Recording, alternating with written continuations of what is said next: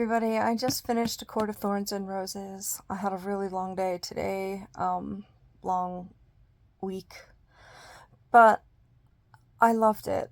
I loved it all the way through the end. Spoiler warnings, it kind of goes full Hunger Games, and it's a Beauty and the Beast retelling, isn't it? I Is it the best piece of literature ever written? No. Is it even the best story? I mean, no, because I think it heavily borrowed off of other things, which is fine though. Like, the writing was really, really good. The character development was, for the most part, really, really good. The characters were interesting, they were compelling, the world building was interesting and compelling.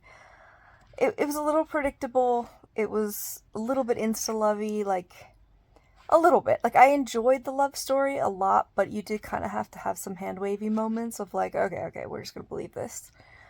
But yeah, it went full Hunger Games. Like, even though, I was saying in the beginning that Feyre reminds me of Katniss. I can't wait to read the next one, though.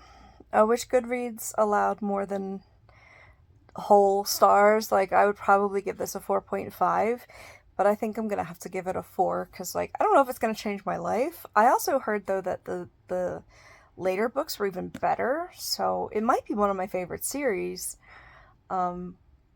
But yeah, I mean, I couldn't put it down near the end, and I can't wait to read the next one. So this is a win for me. I can't remember the last time I got addicted to reading something like that. So let me know how the rest of the books are without spoilers. And I'm glad that it was a good experience.